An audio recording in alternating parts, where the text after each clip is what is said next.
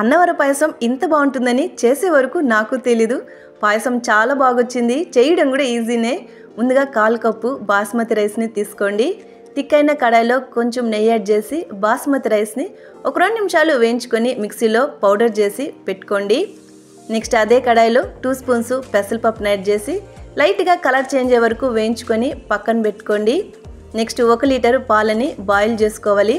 పాలు బాయిల్ అయ్యేలోపు 1 కప్పు బెల్లాన్ని బాగా కరిగించి పక్కన పెట్టుకోండి. ఇది కూడా పాలు బాయిల్ అయినాక మనం వేయించిన పెసరపప్పును అందులో యాడ్ చేసుకొని పప్పు బాగా సాఫ్ట్ అయ్యే వరకు కుక్ చేసుకోవాలి. పప్పు బాగా కుక్ అయినాక మనం గ్రైండ్ చేసిన బాస్మతి రైస్ని యాడ్ చేసి లో ఫ్లేమ్లో థిక్ అయ్యే వరకు కుక్ చేసుకోండి. మరి థిక్గా అనిపిస్తే కొంచెం పాలని ఇందులో మిక్స్ చేసుకోవచ్చు. మనం కరిగించిన బెల్లాన్ని ఇందులో యాడ్ చేసుకున్నాక నెయ్యిలో వేయించిన డ్రై గ్రేప్స్, క్యాష్ నట్స్ని యాడ్ చేసి లాస్ట్లో యాలకుల పొడి యాడ్ చేసుకోండి. అన్నవర పాయసం మా ఇంట్లో వాళ్ళకి బాగా నచ్చింది. ట్రై చేసి కమెంట్స్